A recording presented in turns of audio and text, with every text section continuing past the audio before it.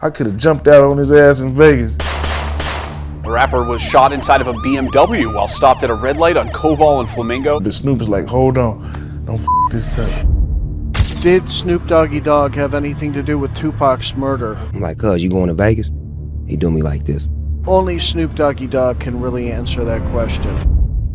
Daz Dillinger was formerly an artist and producer under Death Row Records within the 1990s and is also Snoop Dogg's cousin. During an interview with Lad TV, while talking about having animosity with Death Row Records head Suge Knight, he remarks a 1996 incident which took place in Las Vegas where rapper Tupac Shakur was killed and Suge Knight was injured. In the interview, he speaks on how he could have jumped out on him in Vegas, but Snoop told him, "Don't F this up." This has been featured in documentaries such as Tupac Assassination and Tupac and Biggie What Really Happened, to imply that Snoop Dogg may have had some type of prior knowledge or idea of the murder which was about to take place in Las Vegas. Others believe that Daz simply meant Snoop Dogg was telling him not to mess up the opportunity that they had going at Death Row Records. In this video, we're gonna take a look into some information connected to Snoop Dogg relating to the 1996 murder of Tupac.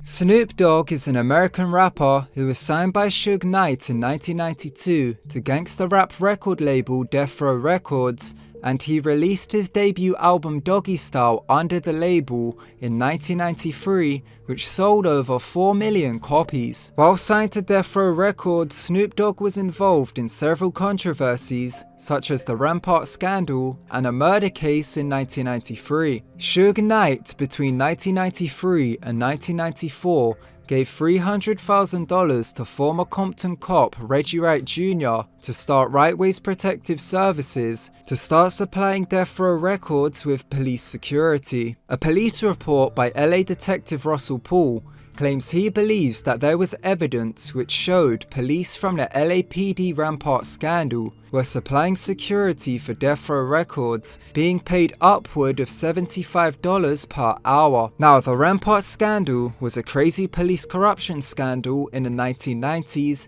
which was one of the worst cases of police corruption in US history, with some of the cops also being gang members on the street. Kevin Gaines was a Rampart cop who was supplying security for Snoop Dogg, and the cop was also dating Suge Knight's ex-wife, Snoop Dogg's manager, Sharifa Knight. A phone call between Sharifa Knight and Reggie Wright Jr. revealed that Snoop Dogg was paying Kevin Gaines out of his own pocket to supply security. Kevin Gaines, did you ever cut him some checks from Death Row Records? No. Even when he worked, they were paid cash by Snoop. In 1993, Snoop Dogg was charged with first-degree murder for the shooting of 20-year-old Philip Waldemariam. The shooting was blamed on his bodyguard, but in a recent interview with Cap Capone News, Reggie Wright Jr. alluded that it was bullets which matched Snoop Dogg's gun which was responsible for killing the 20-year-old. Snoop Dogg was acquitted in 1996 after key evidence went missing from the LAPD's Pacific Division's evidence locker. Russell Paul's co-author Michael Douglas Carlin has claimed that this may have been a result of the crooked cops connection, as Kevin Gaines had dominion over this evidence locker. Tupac Shakur was signed to Death Row Records in October of 1995, which caused infighting at the label as more attention was now being placed on Tupac over any of the other artists. Tupac was on bad terms with Snoop Dogg after an interview which Snoop had done with Angie Martinez while he was in New York,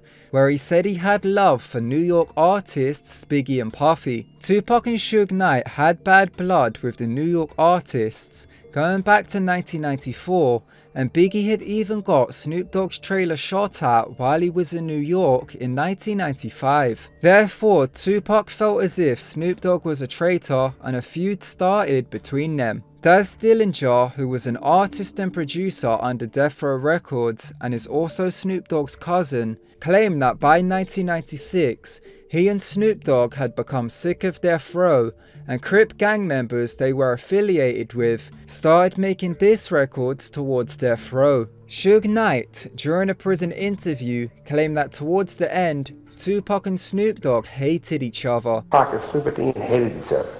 And you could tell that by the simple fact that when Snoop did Dogfather, Pac was not on that one song. After Snoop Dogg done the interview on the radio, which started tension within the label, Tupac and Snoop Dogg can be seen doing an interview for MTV where the tension is visible. Just 3 days after this interview, Tupac was fatally wounded in a drive-by shooting.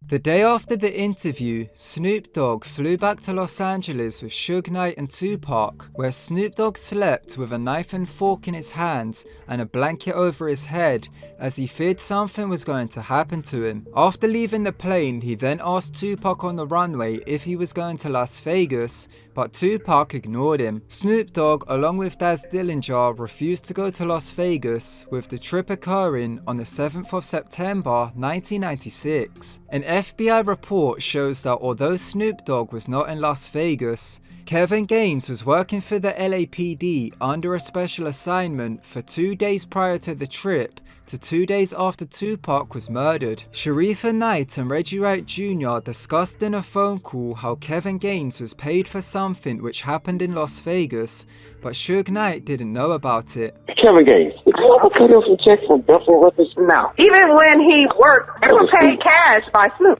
Not unless it was that whole other thing. Nobody knew about the whole thing. No, let me just say this. Tupac and Suge Knight traveled to Las Vegas on September 7th, 1996, and they went there not only to watch a Mike Tyson boxing match in the MGM Grand, but also so Tupac could perform at Club 662 to serve community service. 2 weeks before the trip, Tupac was sentenced to community service, which outlined he had to perform a benefit gig for a Metro police officer being at Club 662 in Las Vegas. Therefore, Tupac was forced to travel there to avoid jail time. Tupac's security, Frank Alexander and Michael Moore, along with others, have claimed that Reggie Wright Jr., being the head of security, told them not to carry their weapons for the particular trip while they were guarding Tupac in Las Vegas, which took place at a meeting at the house of the attorney for Club 662. Security was all brought together by Reggie Wright, and we were told not to carry weapons. Reggie Wright Jr. has defended these claims by stating that he told them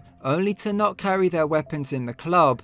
However, he pulled Michael Moore off of bodyguarding Tupac because he would not surrender his weapon and made him stay at Club 662 with him. While in the lobby of the MGM Grand after the fight, Tupac and Suge Knight, along with an entourage of Blood gang members who Suge Knight was with, saw a rival Crip gang member by the name of Orlando Anderson, who Tupac then ran over and attacked, along with the entourage. After this, while traveling to the club, Tupac and Suge Knight were shot at from a Cadillac while traveling in a BMW, with Tupac being hit 4 times and Suge Knight having injuries to the head and chest. Tupac remained in hospital for 6 days, and while there, some of the last people to visit him were Snoop Dogg along with Kevin Gaines, where Snoop Dogg left the room to vomit in the bathroom from shock. Mopreme Shakur, who was Tupac's brother, said that he returned to Tupac, where Tupac began to violently shake the bed as if he was desperately trying to tell him something. Mopreme